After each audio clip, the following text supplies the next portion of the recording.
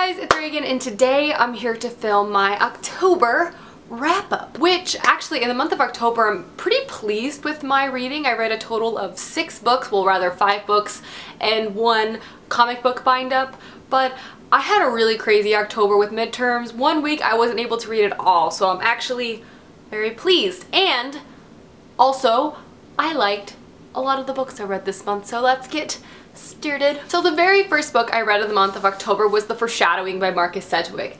This book, like all of Marcus Sedgwick's books, I really enjoyed. His writing is just something I just love. There's something about it, there's an eerie quality to it that I just really, I have an affinity with. However, this is probably my least favorite Marcus Sedgwick book I have read to date, but it was still really good. It follows a young girl who can see when people are going to die, and it's set during World War I. And the cool thing about it, about this novel in itself, is the chapters count backwards, and it counts backwards to this event that happens at the very end of the book. So you're kind of waiting to see what's going to happen at the end of the book. Like I said, I really enjoyed this. I ended up giving it a 3.75 out of 5 stars. The writing was fantastic. Wasn't too connected to these characters this time, but you know, still really great. If you like Marcus Sedgwick or not, I still check this out. The next up, I read a comic book bind-up, and that is Deadly Class Volume 1. I really enjoyed this. Deadly Class is a comic book series that follows a whole bunch, it's set in the 80s, and it follows a whole bunch of kids that go to an assassin school to kill people. And it's not like good assassins. Like, these kids are kind of really bad, but still kind of very redeemable in a lot of ways. The thing about this graphic novel, or rather this comic book series, that I enjoy the most is definitely the art style. It's very bold, and it uses color schemes for all of its pages, and honestly it's just so beautiful. It's extremely violent and not for younger audiences, but the artistry is so beautiful and it's really funny. The downside, or rather some negative aspects to this, I found it hard to kind of attach myself to a lot of the characters, and I didn't feel like a lot of plot progression actually happened in this. I'm still waiting for sort of the main thread, the point at the same time. However, I really enjoyed the ride that this first bind-up gave me, and I ended up giving it a 4 out of 5 stars. The next book should be of no surprise, and that is The Blood of Olympus by Rick Riordan, the 5th and final book to the Heroes of Olympus series, and it's over and I'm so sad. Honestly, I'm just gonna tell you straight up, I gave this book 5 out of 5 stars. Literally, Rick Riordan can do no fault with me. I have read and loved his book since I was 10. Really, honestly, he could put out nothing and I would still give it 5 out of 5 stars, if that even makes sense. So I'm really in no way to critically analyze this book, because I went into this book with my heart because I love it. However, I mean, there were some faults, I'll say, for this final book. However, because I love it, I love the series, it's a conclusion, I gave it 5 out of 5 stars. I will voice my faults with you briefly, as I don't want to spoil anything.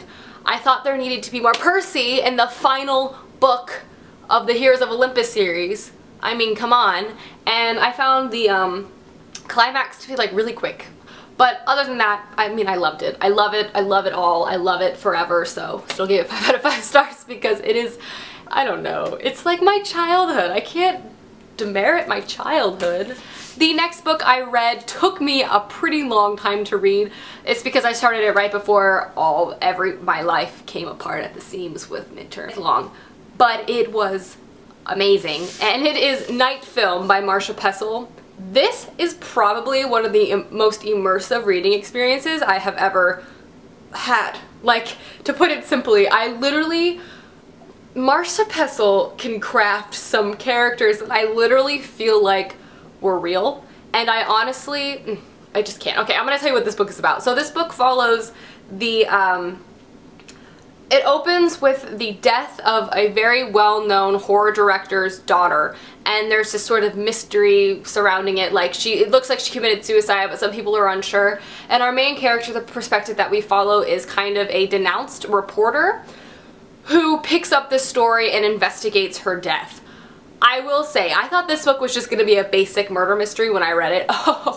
Oh no, this book messes with your mind like nothing else. It plays with the concepts of reality and like perspective. It is crazy town, but it is so good. The other amazing thing, and which I really think adds to the immersive reading experience, is that the book, when like the guy's like investigating, I don't know, like websites, or he's texting, or he's reading a news article, instead of it just being in there in text, there's like a picture of what he's actually looking at. So you have this weird thing that you also feel like you're very much involved in this investigation and are very much committed to figuring out what the heck is going on.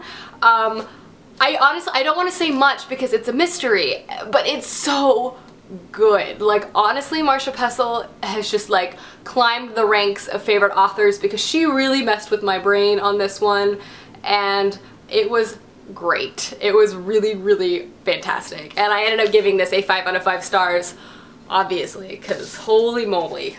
After that, I wanted to pick up something kind of light because that book my film is a little dark in tone and content.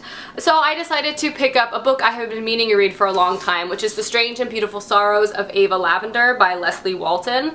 Holy crap. Okay, I picked up this book expecting to like it. I was familiar with the magical surrealism element. It follows a young girl, Ava Lavender, who was born with wings, and the whole story, she's basically recounting her life as well as her mother and grandmother's life, counting backwards. So she'll start with her grandmother's life to her mother's life and then to her life.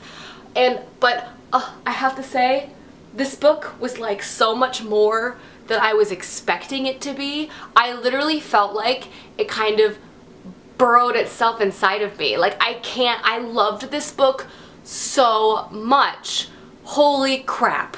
So, like I said, it blends this sort of fantastical element so seamlessly with our known reality, and it was just a wonder to read about.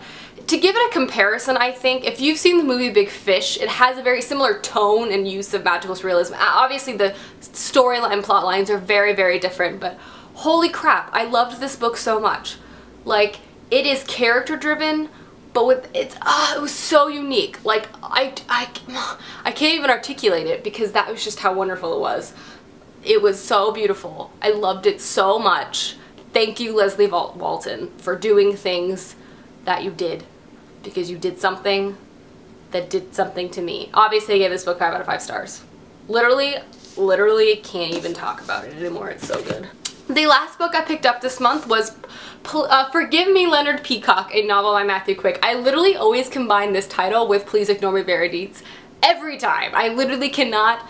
Their titles are mixed together, but that is neither here nor there. So let's get started.